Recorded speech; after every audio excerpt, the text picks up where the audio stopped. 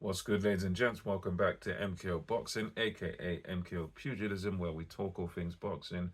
Remember to like and subscribe on YouTube, follow on TikTok, all that good stuff. So let's get into this one. So now this one, to be fair, is a bit of a rumor more than anything, and it's a bit of kind of inference going on here, and that is Tyson Fury. Possibly, there are rumors circulating, and it's all based on what happened the other night, where Tyson Fury was obviously given a big entrance into the White House, where Donald Trump allowed a UFC card to take place on the White House lawn, I guess it was, where the UFC, Dana White, he was there, and they done a fight card there. The guys were all wearing the American shorts and everything, and it looked like quite the spectacle.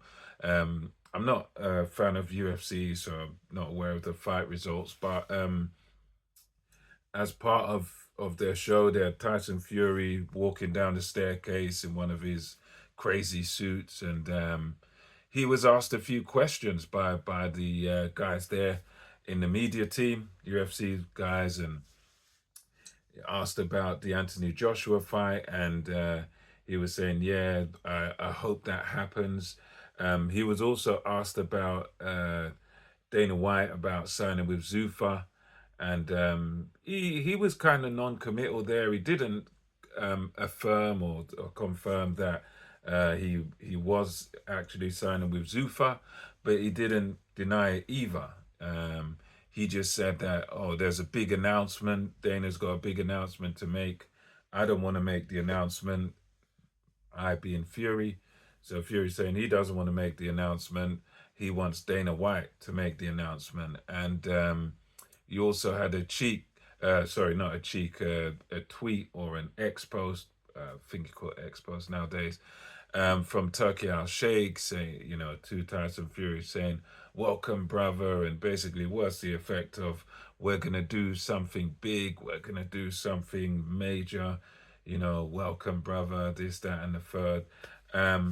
So yeah, since that happened, Tyson Fury interviewed, and then they after the UFC event, the White House one, they had their usual press conference, and they were asking Dana White, the journalist in the media section, were asking Dana White, well, is there anything to this? Are you going to be signing Tyson Fury? Are you going to be working with Tyson Fury? And strangely for Dana White, he was very non-committal as well. He was kind of just getting away from the question and shifting to other subjects, like just sort of saying, well, I'm not going to say anything about that and whatnot. So he was kind of non-committal. Tyson Fury non-committal, but there's still a lot of, and as I said, it's not 100%, but there's still a lot of speculation going on that Tyson Fury's presence there, even as the journalist said as well, Tyson Fury's presence, sorry, there means something. He wasn't just there for no reason. He didn't just happen to turn up there because he's a fan of the UFC. But his presence there means that something is in the works, something is going on, and I think that could be the case. It would, I think, if Tyson Fury did sign for Zuffa, it would be massive news. It would be a massive announcement, as they've been talking about. But I think it would also kind of put a spanner in the works of making him versus Anthony Joshua. The reason I say that is based on what Eddie Hearn said, that him and I think Frank Warren too, but I've specifically heard Eddie Hearn say that the Joshua versus Fury fight is something that Zuffa are not going to be involved in any way, shape, or form. They're not going to be involved in. He's been coming out saying, well, Dana White is lying, basically. He's not the promoter of this fight. And Hearn said that, well, we don't know the venue because the venue hasn't been decided yet. And Dana White, one of his press conferences for Zuffa, said Eddie Hearn doesn't know where it is. I know where it is, and Hearn said, no. Basically, it's not been announced yet. It's not been decided yet. So no, none of us know where it's going to be held, but we want it to be in the UK. So I think it's one of those. It's speculation. I think it is a possibility that Tyson Fury could sign with Zuffa because of one major reason, and that's money. And I personally reckon, Zuffa and Dana White, they'd roll out the red carpet for Tyson Fury, and they'd give him an unprecedented deal and an unprecedented amount of money if he did sign with them. And I think Dana White is definitely petty enough to go after Tyson Fury.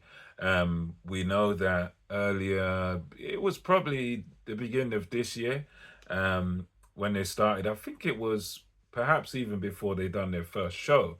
I can remember Dana White trying to sign Anthony Joshua, although Anthony Joshua's on a lifetime deal with Matchroom.